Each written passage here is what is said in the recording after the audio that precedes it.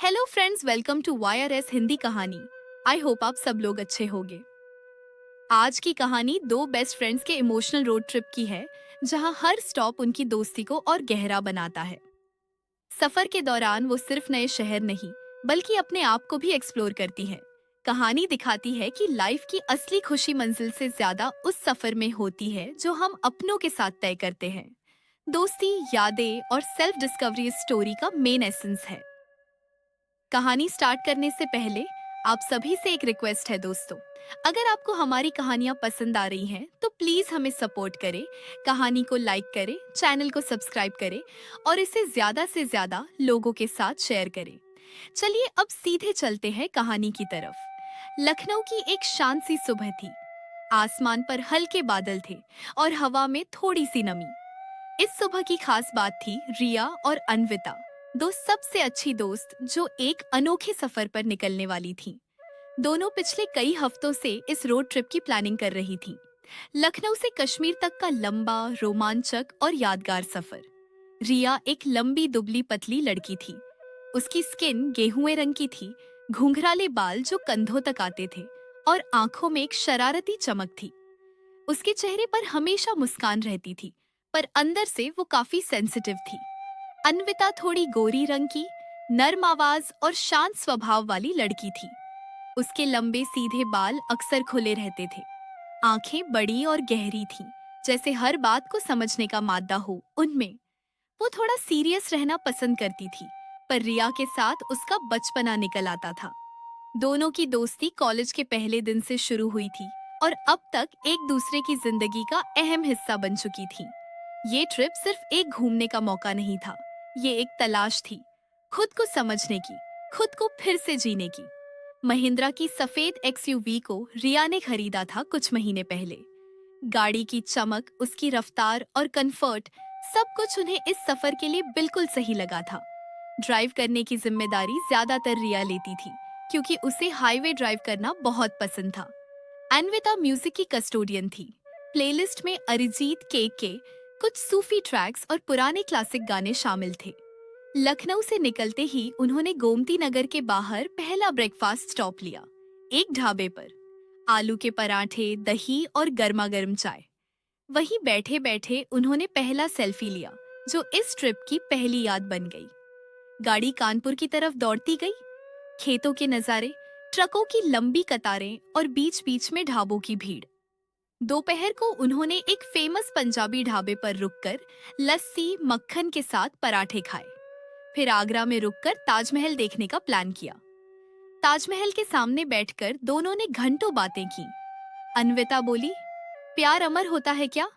रिया हंसते हुए बोली, अगर साथ में सफर हो तो शायद हाँ। दिल्ली पहुंचते पहुंचते अंधेरा हो गया था। उन्होंने साउथ दिल्ली के एक होटल में कमरा लिया। रात में दोनों ने बियर पी, बालकनी में बैठकर दिल की बातें की। अन्विता ने कहा, मुझे लगता है जिंदगी की असली खुशी सफर में है, मंजिल में नहीं। रिया बोली, और सही साथी हो तो सफर और भी खूबसूरत लगने लगता है।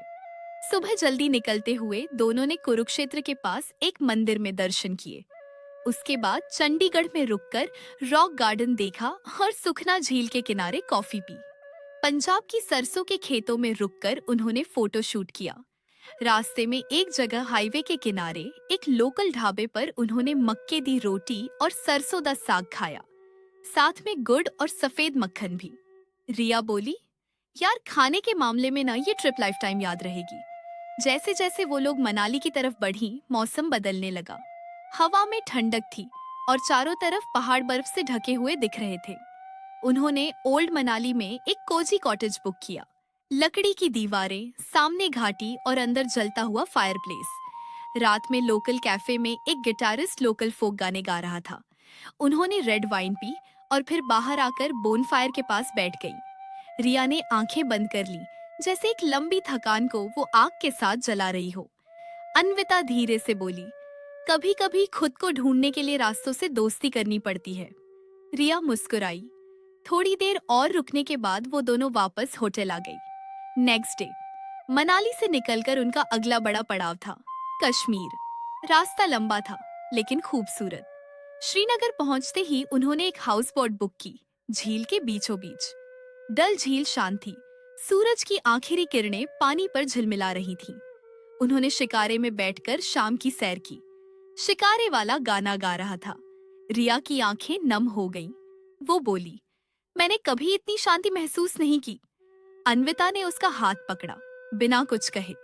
गुलमर्ग में उन्होंने पहली बार स्कीइंग की। कई बार गिरी, कई बार उठी, लेकिन हर बार और ज्यादा हंसी आई।